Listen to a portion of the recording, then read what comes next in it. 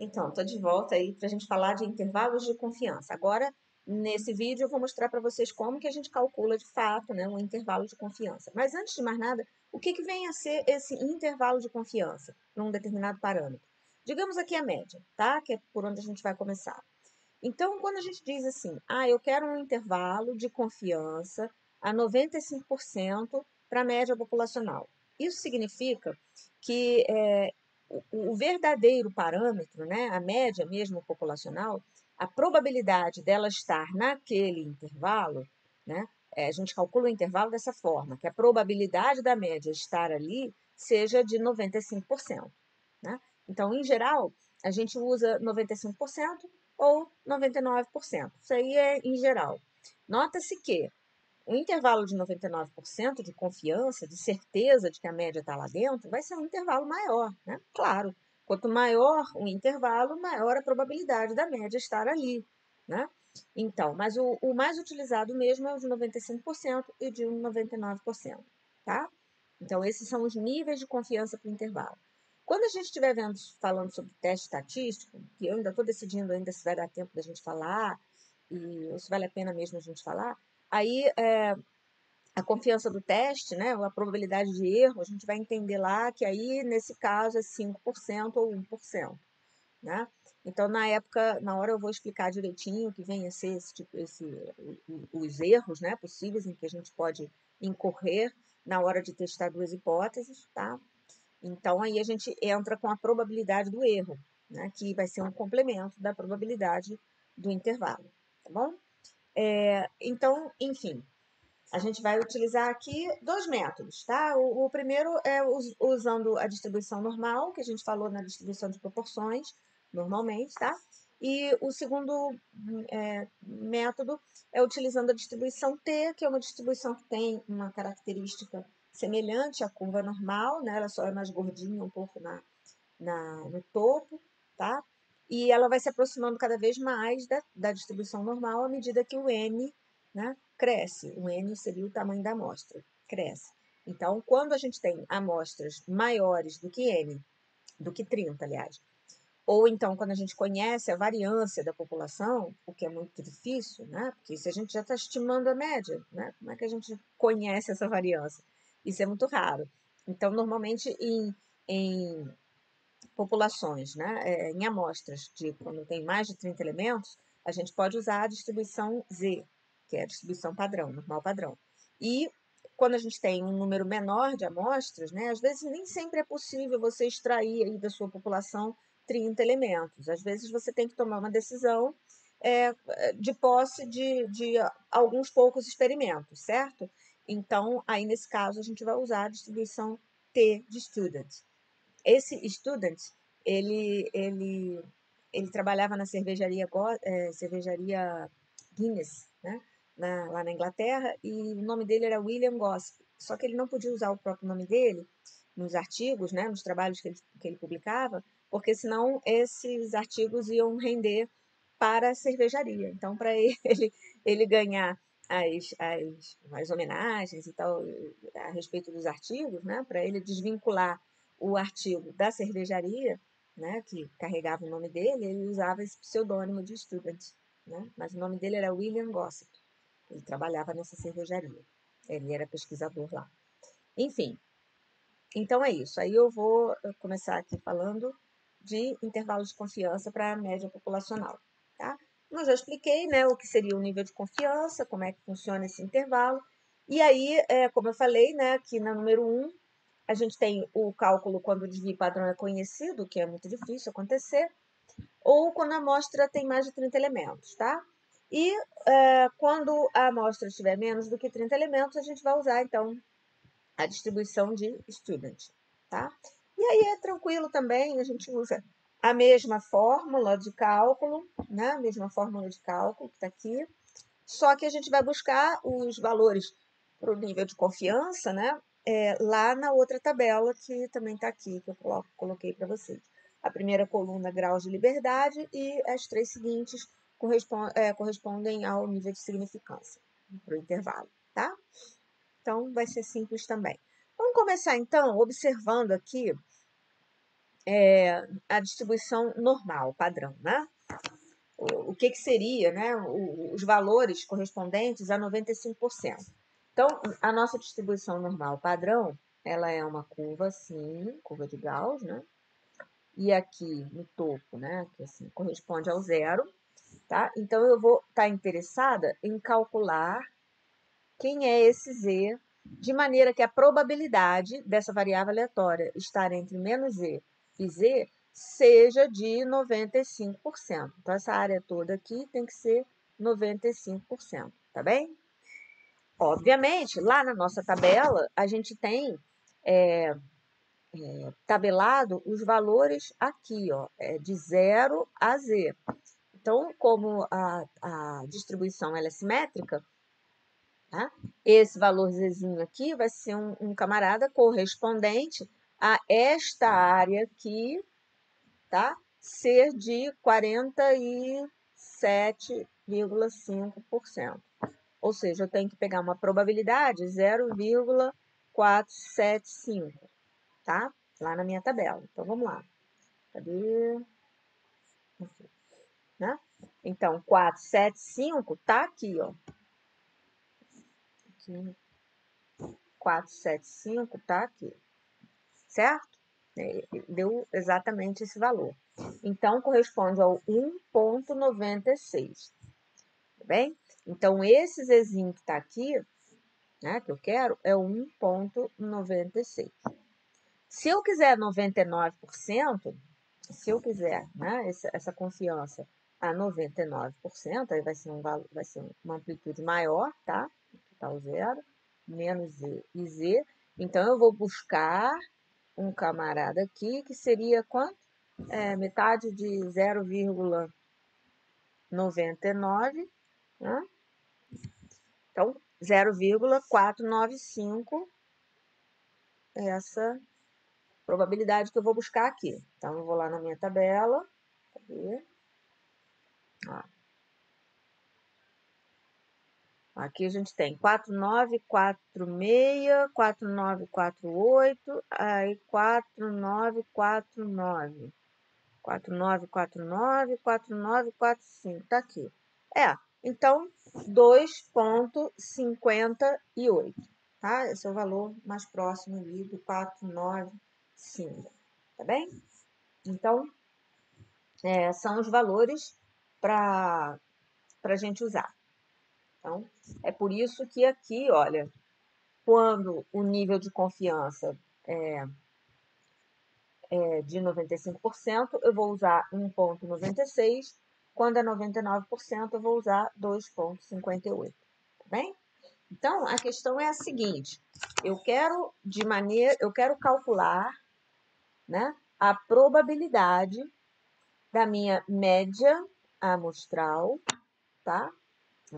A minha média, desculpa, da minha média amostral estar entre que valores, né? Eu quero saber que valores vão ser esses, de maneira que essa probabilidade, por exemplo, seja 95%.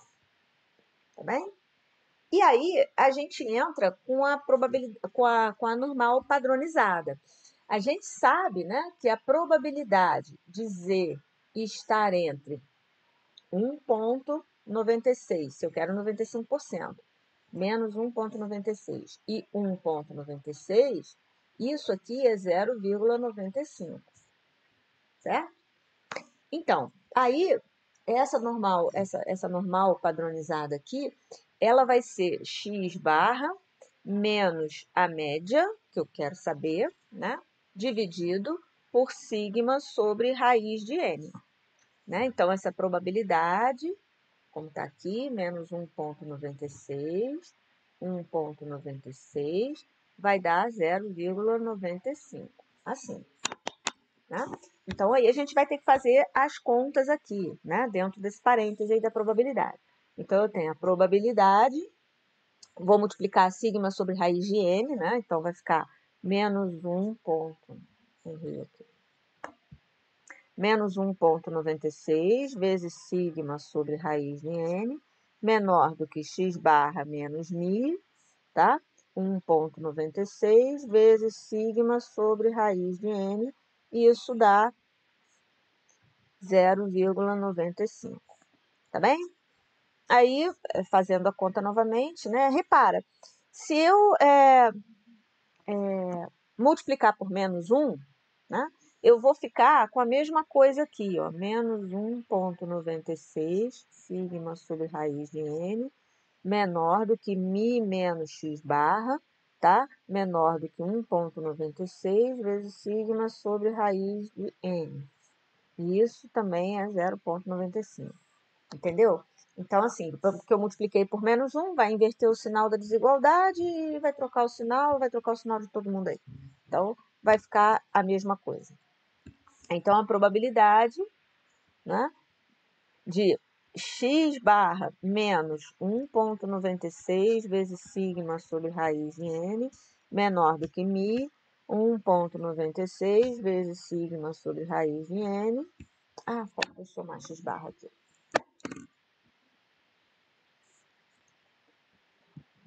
X barra mais 1,96 sigma sobre raiz de n, isso é 0,95.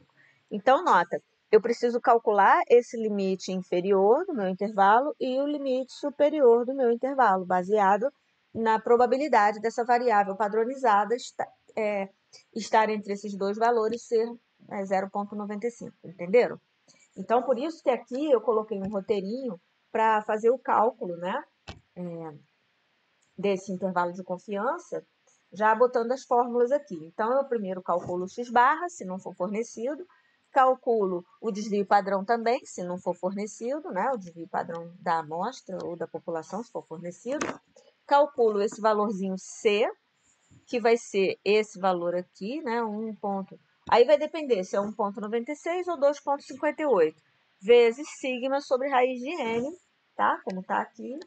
E daí eu faço o x barra, que é a média amostral, menos o C e x barra mais o C, conforme está aí.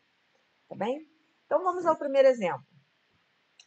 Avaliações laboratoriais frequentes mostram que o nível de coliformes fecais em certa unidade de medida, presente nas carnes que são vendidas em supermercados no Brasil, se distribui conforme uma distribuição normal, né? Então, numa amostra de 36 unidades de carne, cada uma com 100 gramas, encontrou-se uma média de coliformes fecais igual a 19,5. Então, esse aqui é o meu x barra, tá? E um desvio padrão, 3,5. Esse aqui vai ser o meu sigma, ou S, tá? Segundo essas informações, encontre um intervalo de confiança com 95% de probabilidade de conter a verdadeira média dessa população, né? Então, vamos lá. Quando você encontra 19,5, né, unidades de medida, né, sei lá, aí você não pode dizer com certeza que em toda a carne você vai encontrar isso aí. E que a média de coliformes fecais encontrada é isso aí, tá? Isso aí é simplesmente uma média de uma única amostra que foi extraída dessa população de carnes, né? Vamos botar assim.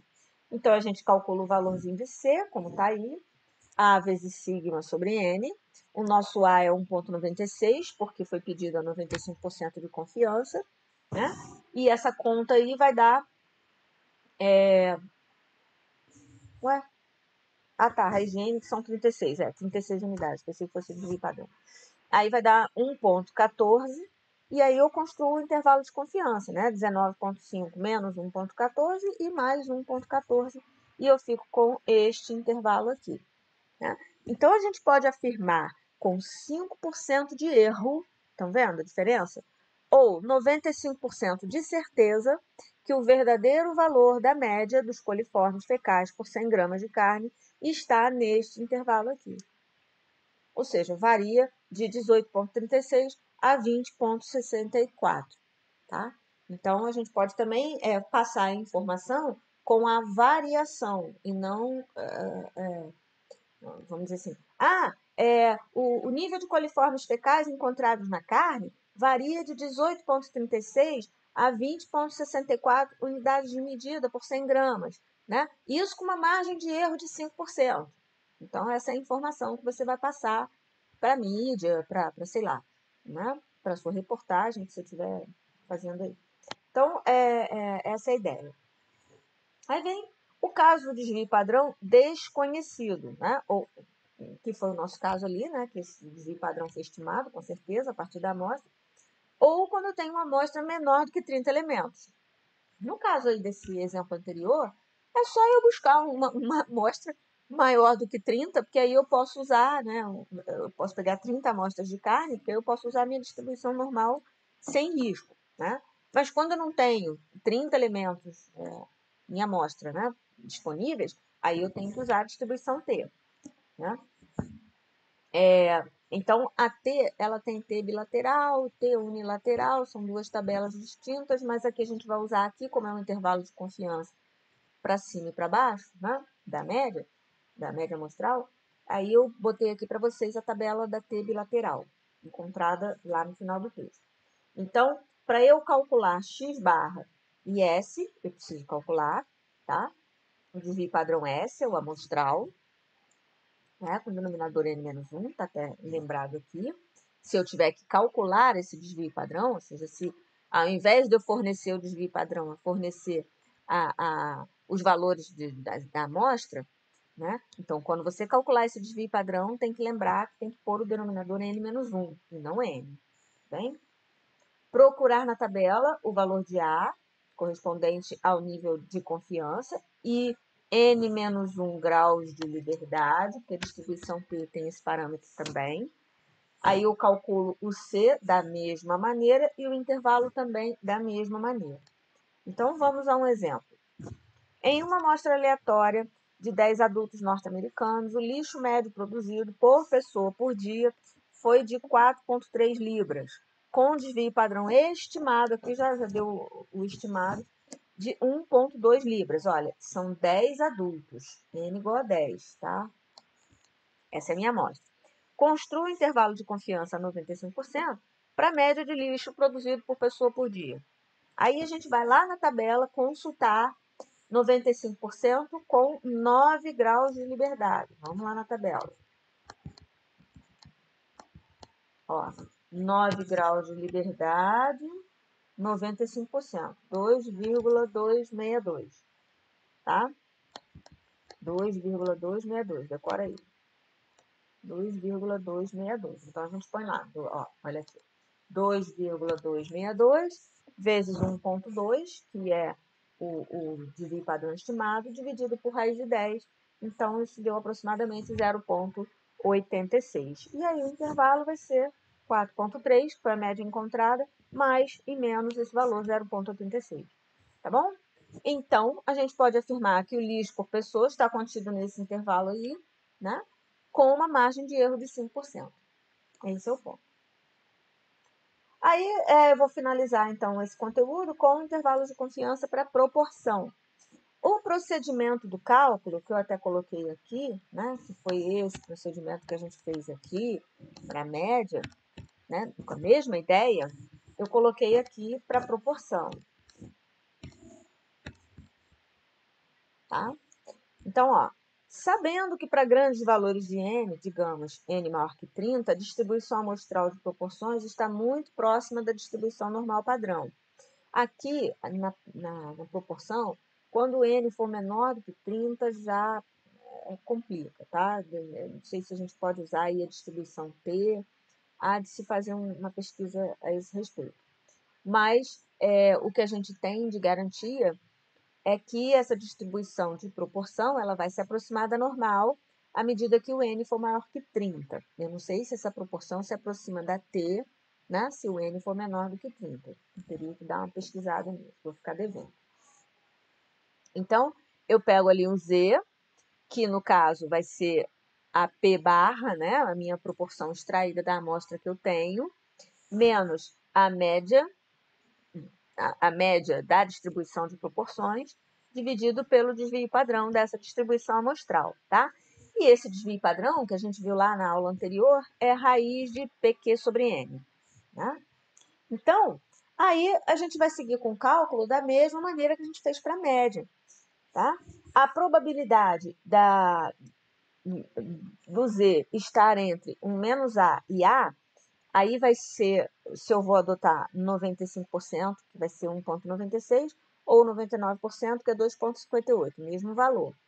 O nível correspondente, o nível de confiança correspondente à probabilidade padronizada estar entre menos A e A, tá? Então, essa probabilidade vai ser igual à probabilidade de Z estar entre menos A e A, que é a probabilidade, aí eu substituo Z por essa fórmula ali, né, vinculada à proporção, né, x barra menos a média dividido pelo desvio padrão, substituo, né, multiplico o desvio padrão aí, pelo desvio padrão, então é menos A, que multiplica a raiz de PQ sobre N, P barra menos μ de P, e aí o processo é o mesmo. Então, meu intervalo de confiança vai ser P barra menos o A vezes raiz de PQ sobre N. Se você quiser, você pode calcular esse valorzinho aqui separado, igual eu fiz lá para a média, que eu chamei de C, né? E depois só jogar mais e menos nesse intervalo. Então, aí tem aqui um exemplo. Vamos lá. Numa amostra aleatória de tamanho M igual a 700, foram encontrados 68 elementos defeituosos, tá? Então, eu quero que a gente encontre um intervalo de confiança 95% para essa proporção P de defeitos, de defeituosos, né? No caso, eu estou inferindo para a população toda. Então, você tem aí P barra, que vai ser 68 dividido por 700, né? Que no caso vai ser tanto a proporção como a probabilidade P, né? Nesse caso aí, e consequentemente a probabilidade de não ser defeituoso vai ser 0,9028, né? Que é 1 menos esse valor que está aí. Então, o intervalo pedido vai ser, aí eu fiz a conta direta aqui, tá? É 0,0971, que é o P barra que a gente encontrou, menos 1,96 vezes a raiz de PQ sobre N, né? Que está aqui, 0,0971 vezes, outro dividido, né? E aí a gente chega neste intervalo aqui. Ou seja, tá?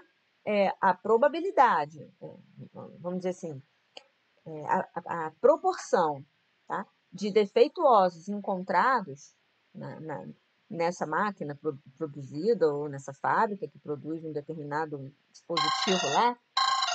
Ai, tocou o telefone, peraí. Então a probabilidade de você encontrar uma proporção entre esses dois valores, né, vai ser de 95%, tá? Então, se você quiser aí colocar uma garantia para essas peças defeituosas, né, a garantia de reposição de uma possível peça defeituosa que você tenha comprado, alguma coisa assim, aí essa decisão fica baseada nesse intervalo aqui, tá? Então, é isso, minha gente. Aí vocês têm aqui uns exercícios, né, que eu coloquei para vocês e as respostas, tá?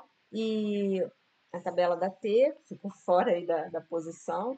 Depois eu ajeito isso antes de botar lá para vocês. E qualquer dúvida, me manda uma mensagem, tá? Fiquem à vontade quanto a isso. Então, deixa eu dar um tchau aqui para vocês. Fiquem à vontade quanto à mensagem, né? Vocês sabem disso, né? Vocês estão para lá de carecas de saber que vocês podem me acionar aí quando precisar para resolver algum exercício, alguma coisa assim. E aí eu vou ainda pensar a respeito sobre teste de hipótese. E se eu for falar alguma coisa, eu vou falar alguma coisa assim bem introdutória mesmo, que é para vocês compreenderem essa coisa do teste de hipótese. Tá bem? Então é isso, né, gente? Até o próximo vídeo, até a próxima aula. Tchau!